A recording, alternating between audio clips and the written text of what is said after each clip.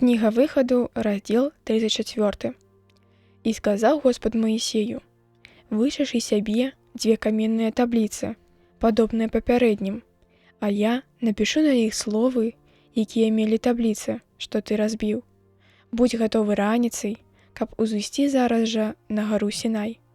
І стань там перада мною на вяршыні гары. Ніхто хай не ўзыходзіць з табою, і ніхто хай не паказваецца на ўсёй гары. Таксама авечкі і валы хай не пасвяцца насупраць». Такім чынам, Маісей вычасаў дзве каменныя табліцы, як раней былі, і, падняўшыся зацемна, узышоў на гару Сінай, як яму загадаў Господ, несучы з сабой табліцы. Калі Господ сышоў у воблаку, ён стаў каля яго, прызываючы імя Господа.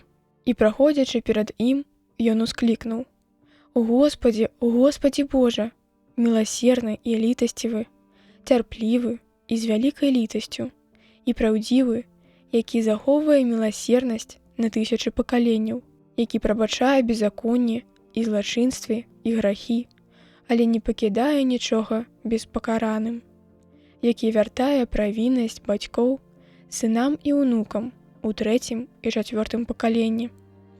І зараз жа Маісей пакланіўся, нахіляючыся да зямлі, і сказаў, кланяючыся: «Калі я знайшоў ласку перад абліччам Тваім, Господі, малю, каб Ты пайшоў з намі.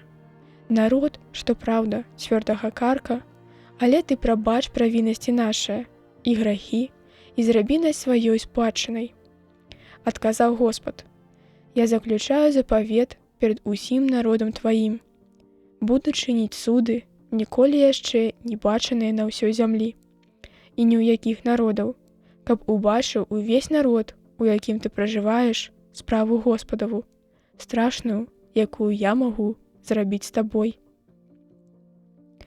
Захавай усё, што я табе загадваю сёння, і я сам выганю перад абліччам Тваім Амарэя, Хананея, Хітэя, Фіразея, Гівея і Євусея.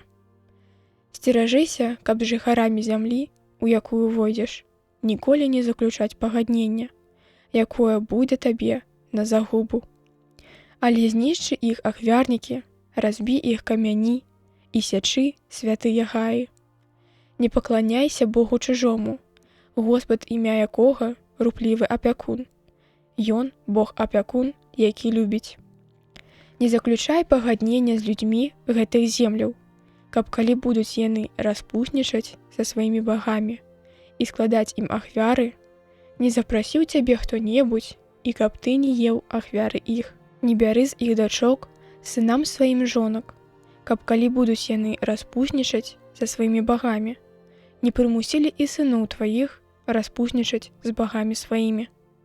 Не рабі сабе багоў літых, захоўвай урачыстасць праснакоў. 7 дзён еш праснакі, як я загадаў табе, у вызначаны час месяца Абіб, бо ў месяцы Абіб, веснавой пары, выйшаў ты з Егіпта.